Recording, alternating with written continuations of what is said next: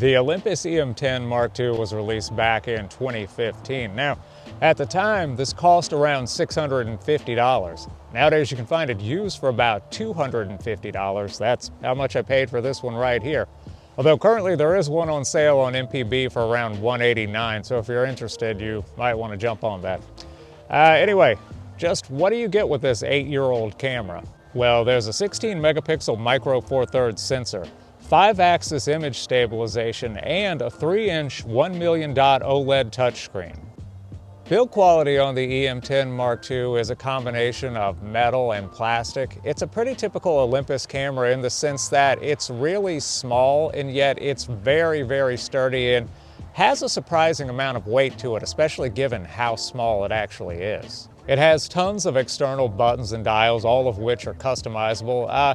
It's definitely one of my favorite body types as far as cameras go. And also, for one of you guys that asked me on Instagram on this particular M10, there really is a leveling device on this. Obviously, you could use the digital level that's built into the camera, but this actually must have belonged to the previous owner. My camera was actually shipped with this. When you turn it and tilt it, it just kind of shows you if the camera's level or not. It's a pretty cool little device. I can't imagine it costs that much. Now, if you're interested in video or anything like that, it is worth noting that there's no microphone input on this camera and the screen does not articulate. It's one of those screens that just kind of tilts backwards and forwards. Now, in terms of shutter speed, you've got up to 1/4000th of a second just using the physical shutter. In terms of electronic shutter, it actually goes up all the way to 1/16,000th of a second, so that's pretty cool. As far as flash sync goes, you do have up to 1/250th of a second, and in terms of burst rate, you've got up to 8 frames per second. In terms of autofocus on the M10 Mark II, you've got an 81-point autofocus system.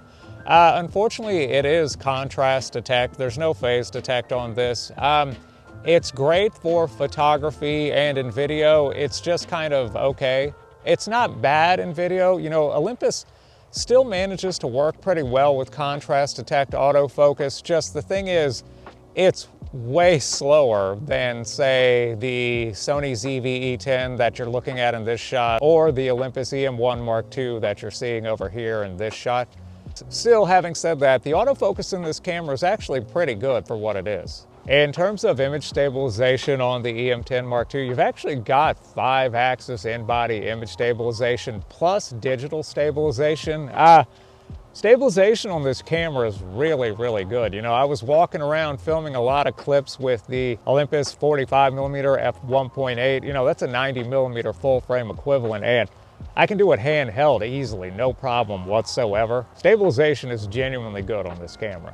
In terms of video, there's no 4K on this camera, but you do have 1080p at 24 frames per second in all intra. That's at 77 megabits per second, and you also have 1080p 60 frames per second in IPB up to 52 megabits per second.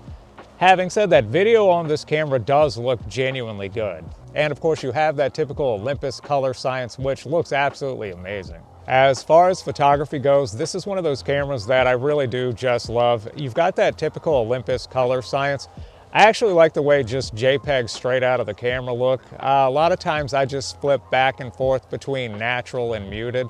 Muted I'll use sometimes if I just kind of want to do like a little bit more color grading, but a lot of times I'll just use natural, and I like the way that looks just straight out of camera.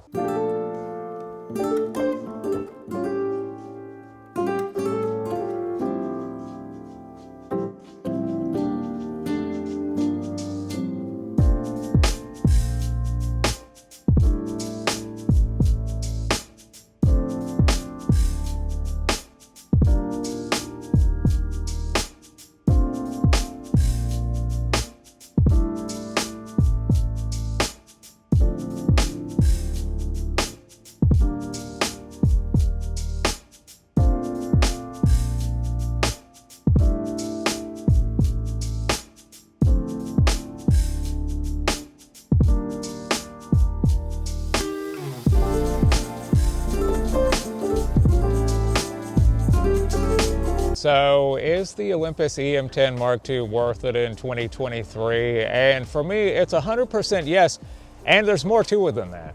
As someone who makes a living with photography and videography, and I make these YouTube videos, I'm always thinking about things in terms of like work cameras. the EM10 Mark II has become my favorite, like, personal camera. It's more for, like, documenting everyday life. You know, there's no mic input and there's no articulating screen, so I don't feel the pressure to actually be in front of the Olympus EM10 Mark II. I can spend all of my time behind the camera, actually just enjoying photography and videography and not having to worry about client work or not having to worry about getting a video uploaded to YouTube. It's one of those cameras that I just kind of take with me every day.